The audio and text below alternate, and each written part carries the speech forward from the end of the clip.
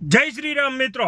હવે આપણે મહેસાણામાંથી ઘણા હિન્દુના જાગૃત લોકોએ અને બહુચરી માતાજીના મંદિરથી ત્યાંથી પણ એફઆરઆઈ કરવામાં આવી છે, તો ગુજરાતના કેમ તમામ જગ્યાએથી એફઆરઆઈ નથી કરવામાં આવી?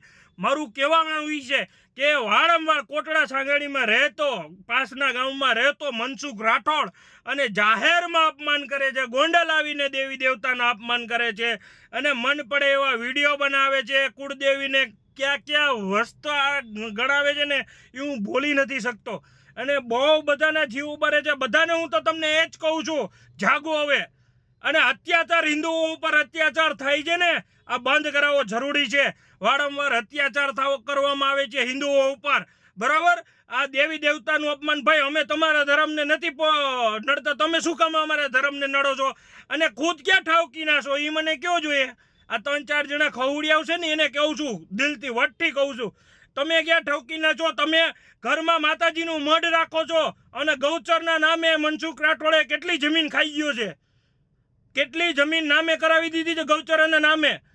તો આ અને પોતાની ગાડીમાં પાછળ બાબા સાહેબનું લખે છે, કલમના બાદશાહ, એની એટલી રિસ્પેક્ટ કરતો હોય તો પોતાની ગાડીમાં દારૂ રાખે છે, દારૂની બોટલો પડી હોય છે। આ હું નથી કહેતો, આ એની જ સમાજના લોકો કહે છે, કેમ કે એ સાચા છે। ખંભાળિયામાં જે આજે વિરોધ ચાલતો હતો, જયંતિભાઈ રાઠોડ પછી મારુભાઈ, એ બધાય ખાલી વિવાદ એટલો જ હતો, તમે આંબેડકર ભવનમાં માતાજીનો માંડવો, ભાઈ તારા બાપાનું ક્યાં લઈ ગયા? એ કરે છે ને કરવા દો ને, માને છે ને માનવા દો। એટલે તમે ખોટા આવા ફોન કરાવી અને 200-500 જણાને ફોન કરાવી, બિચારા માણસોને એટલા હેરાન કરવામાં આવ્યા છે ને, અત્યારે ઓલા જમવાનું મૂકી દીધું છે, એ ગાડી નથી ચલાવી, એટલા ફોન કરે છે। આ લોકો દ્વારા એટલો માનસિક ત્રાસ આપવામાં આવે છે। વસંત ચાવડા, મનસુખ રાઠોડ અને હજી 1-2 જણા છે, બસ આ જ લોકો। બાકી કુંગો દલિત સમાજમાં ઘણા લોકો સારા છે, આ બધાને ઉશ્કેરીને અલગ કરવામાં આવે છે અને પોતાના સમાજના નામે રૂપિયા તોડી અને ચડી ખાવામાં આવે છે।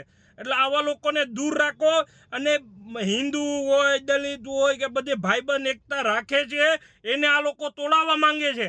એટલે આવાથી દૂર રહેવું અને આના ઉપર કડકમાં કડક કાર્યવાહી આખા ગુજરાતમાં એ લોકો કરી શકતા હોય। એ કોઈનો અધિકાર નથી, બંધારણમાં બધાને કોઈનો અધિકાર નથી કોઈની દેવી દેવતાને અપમાન કરવું, બરાબર? એટલે ભાઈ શાંતિ જ રાખવી, જ્યાં સુધી બોલતા નથી એટલે એનો મતલબ નથી કે અમે કંઈ કરી નથી શકતા। જય શ્રી રામ।